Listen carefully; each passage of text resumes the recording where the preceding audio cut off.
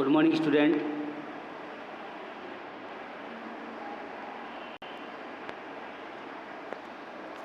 आज हम पढ़ेंगे शेखर जोशी की लिखी हुई एक कहानी है गलता लोहा। अच्छी कहानी है, बढ़िया। देखो, शेखर जोशी इन्होंने कहा दाज्यू में कि अंतर की घुमड़ती वेदना को आँखों की राह बाहर निकाल लेने पर मनुष्य जो भी निश्चय करता है वे भावुक क्षणों की अपेक्षा अधिक विवेकपूर्ण होते हैं। ये कहा है इन्होंने दाज्यू में। शेखर जोशी जन्म हुआ सन 1932 अल्मोड़ा उत्तरांचल में।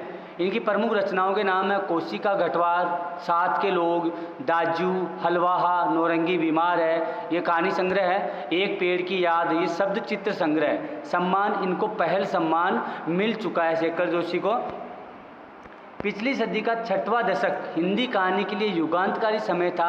एक साथ कई युवा कहानीकारों ने अब तक चली आती कहानियों के रंग ढंग से अलग तरह की कहानियाँ लिखनी शुरू की। पहले एक ही तरह की कहानियाँ लिख रहे थे सब, अब अलग तरह की कहानियाँ लिखनी शुरू कर दी।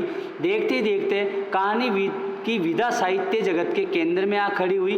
उस पूरे उठान को नाम दिया गया नई कहानी आंदोलन। अंडरलाइन कर लो, साहित्य जगत में जो ये कहानी विधा का नया उठान आया उसको क्या नाम दिया गया था? नई कहानी आंदोलन, इसको नाम दिया गया। ठीक है, जैसे ये दिख रहा है यहाँ पे नई कहानी आंदोलन, इसको आपको नई कहानी आंदोलन के नाम से। इस आंदोलन के बीच उभरी हुई प्रतिभाओं में शेखर जोशी का स्थान अन्यतम है। उनकी कहानियाँ नई कहानी आंदोलन के प्रगतिशील पक्ष का प्रतिनिधित्व करती है। समाज का मेहनतकश और सुविधाहीन तबका उनकी कहानियों में जगह पाता है। निहायत सहज एवं आडंबरहीन भाषा शैली में वे सामाजिक यथार्थ के बारीक नुक्तों को पकड़ते हुए प्रस्तुत करते हैं। उनकी रचना संसार से गुजरते हुए समकालीन नवजीवन की बहुविध विडंबनाओं को महसूस किया जा सकता है। ऐसा करने से उनकी प्रगतिशील जीवन दृष्टि और यथार्थ का बड़ा योगदान है। ठीक है, ये है शेखर जोशी, नई कहानी आंदोलन के प्रणेता। नए मोड़ आया, नई ढंग की कहानियाँ लिखी, प्रगतिशील के पक्ष में है। समाज का मेहनत करने वाला तबका, जो मेहनतकश लोग होते हैं, मजदूर होते हैं, लेकिन सुविधाहीन, लेकिन उनके पास सुविधा के नाम पे कुछ भी नहीं होता है। सुबह से शाम तक ये हार्ड तोड़ मेहनत करते हैं, ज़बरदस्त मेहनत करते हैं, तब जाके वो कुछ पेट भरने के लिए पेट भर सके जितना ही वो कमा पाते हैं। तो ऐसे लोगों के बारे में इन्होंने अपनी कहानियों में स्थान दिया है शेखर जोशी ने। आगे देखिए, शेखर जी की कहानियाँ विभिन्न भारतीय भाषाओं के अतिरिक्त अंग्रेजी, पोलिश और रूसी में भी अनुदित हो चुकी है।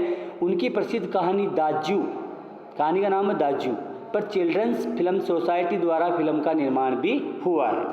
अब हम बात करते हैं हमारे यहाँ पे कौन सी कहानी है।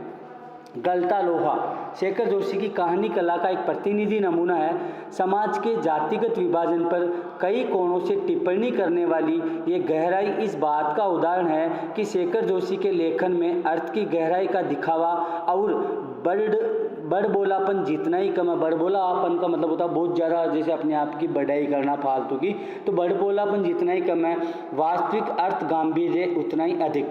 लेखक की किसी मुखर टिप्पणी के बगैर ही पूरे पाठ से गुजरते हुए हम ये देख पाते हैं कि एक मेधावी, बुद्धिमान किंतु निर्धन ब्राह्मण युवक मोहन किन परिस्थितियों के चलते उस मनोदशा तक पहुंचता है जहां उसके लिए जातीय अभिमान बेईमानी हो जाता है। यानी यहाँ पे हमारी पात्र है, एक लड़का है जिसका नाम है मोहन, ब्राह्मण युवक है लेकिन निर्धन है, बेचारा गरीब है, और मेधावी है, इंटेलिजेंट है, बुद्धिमान है, लेकिन जब कुछ समय बाद उसको जाति का जो अभिमान होता भी मैं ब्राह्मण हूँ, वो अभिमान उसका बेईमानी यानी उसके लिए कोई मायने नहीं रखता, वो ख़त्म हो जाता है। सामाजिक विधि निषेधों को ताक पर रखकर वह धनराम लोहार के ऑफर पर बैठता है। ऑफर पर बैठता ही नहीं, उसके काम में भी अपनी कुशलता दिखाता है। ठीक है ना, यानी सामाजिक विधि निषेध है। हमारे यहाँ सामाजिक में बहुत सारे आडंबर होते हैं, हम ब्राह्मण हैं तो हम यहाँ पे नहीं बैठे, यहाँ नहीं उठे, ऐसा नहीं करे, वैसा नहीं करे, बहुत सारे रीति रिवाज होते हैं, हम जानते ही हैं। ऐसे रीति रिवाज हमारे समाज में चलते रहते हैं। ठीक है, लेकिन एक युवक है मोहन है, वो धनराम लोहार, क्योंकि लोहार जो होते हैं वो लोहे का काम करते हैं, लोहे के वो औजार बनाते हैं, लोहे के जितने भी काम है वो लोहार ही करते हैं और आपर करते हैं उसको बैठने के स्थान को, ठीक है। तो वो लोहार धनराम लोहार के आपर पे अगर बैठ जाता है, एक ब्राह्मण वर्ग का युवक अगर किसी लोहार के जाके वहाँ बैठता है तो बहुत ये मतलब अजीब बात हो जाती है, लोग बातें बनाने लग जाते हैं, ठीक है। लेकिन आगे देखो क्या होता है, मोहन का व्यक्तित्व जातिगत आधार पर निर्मित,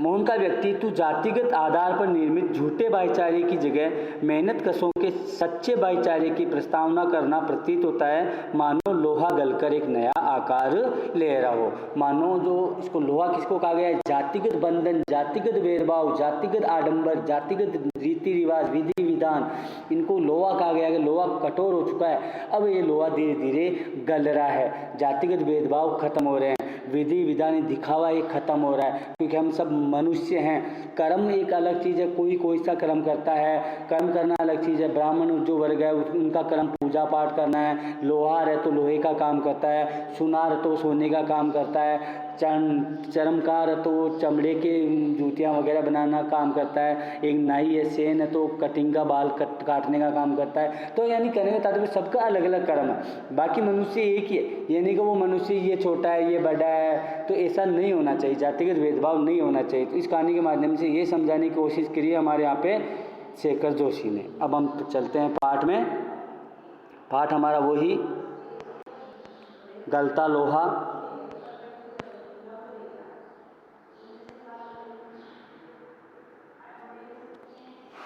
मोहन के पैर अनायास ही शिल्पकार टोले की ओर मुड़ गए। उसके मन के किसी कोने में शायद धनराम लोहार के आफर की वह अनुगूंज शेष थी, जिसे वह पिछले 3-4 दिनों से दुकान की ओर जाते हुए दूर से सुनता रहा था। यानी अनुगूंज यानी दूर से सुनाई देने वाली आवाज़, और वो अनुगूंज उसके कहीं ना कहीं थी कि शायद वो उसके मन में कहीं ना कहीं ये बात थी।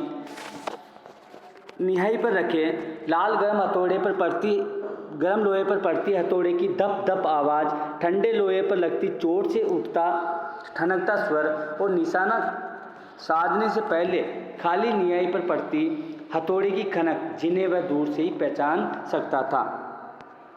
ये लोहे के हैं, लोहार जो होते हैं वो काम करते हैं। निहाई कहते हैं जहाँ लोहे का बड़ा सा एक वो पड़ा रहता है और उस पर वो लोहा का जिसे मानते हैं, जैसे पाटा बोल सकते हैं या ऐसा जगह लंबा चौड़ा होता है, उस पर रखकर वो अपना जो है लोहे का काम करते हैं।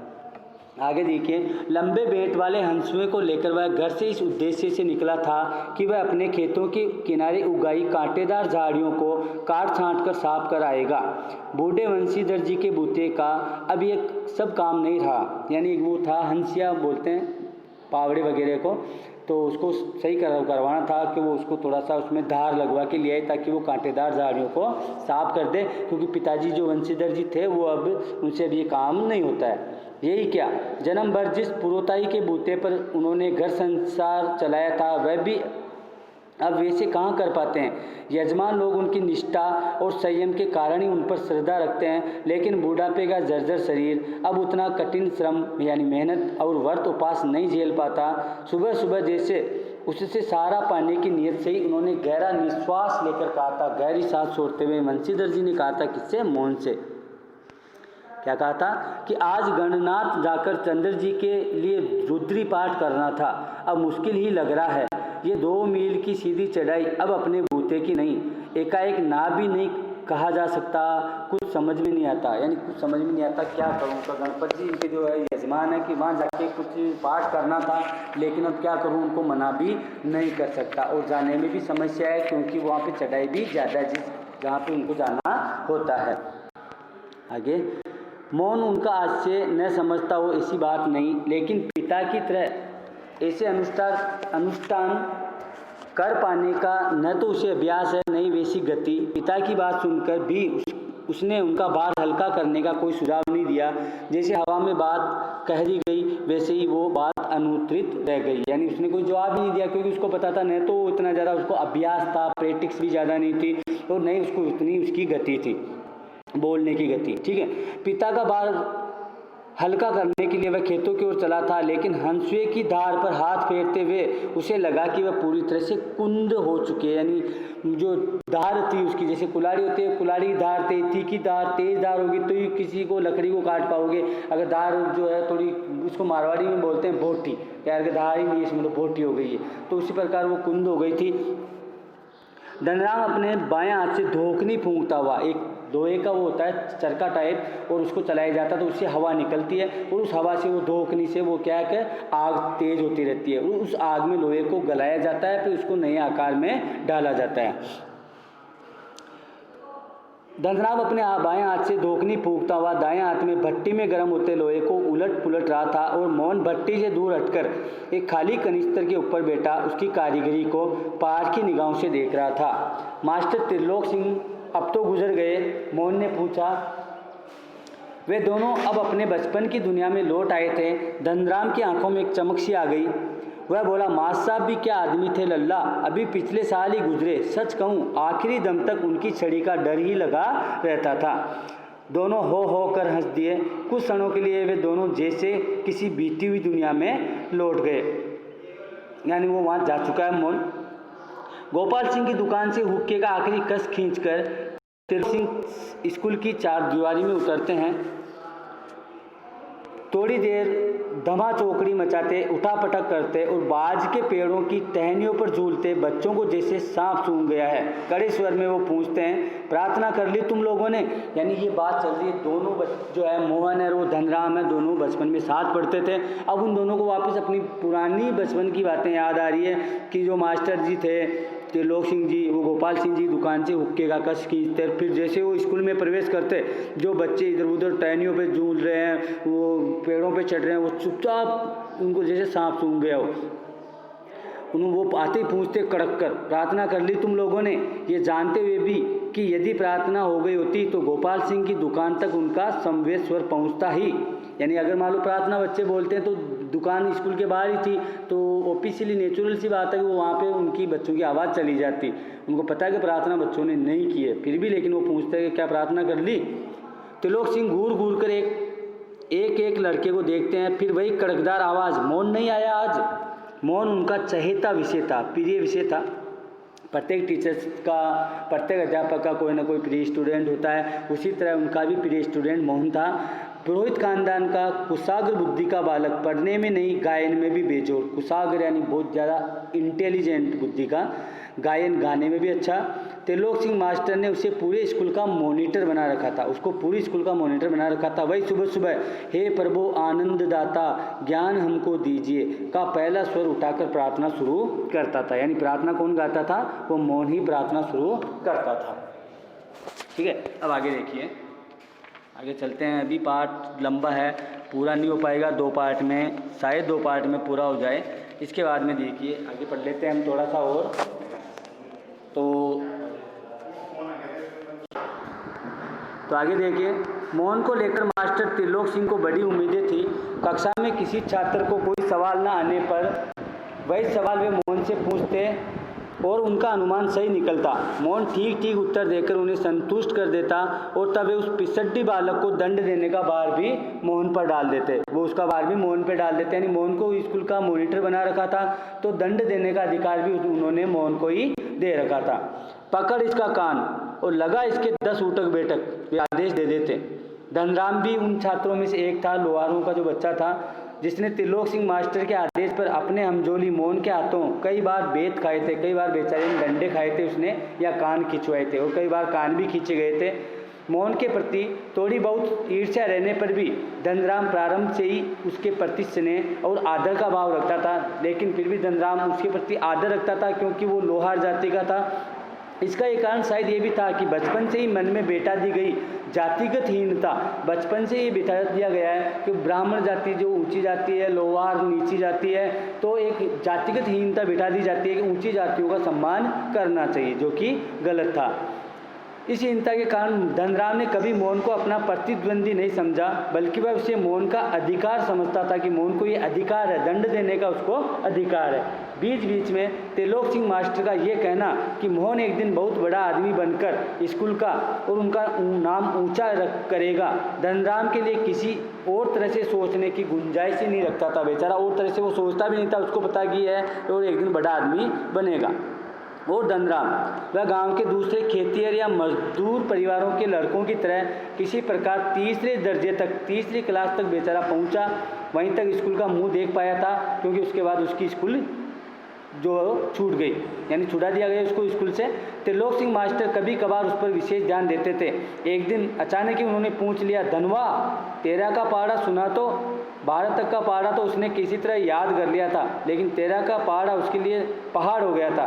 13 एकम 13, 13 दूनी 24 सटाक, एक संटी उसकी पिटलियों पर मार साहब ने लगाई थी कि वह टूट गई।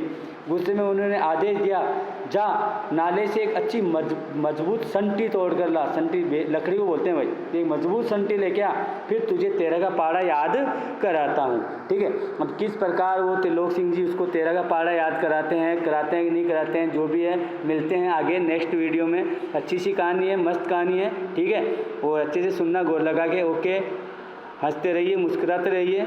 Thank you.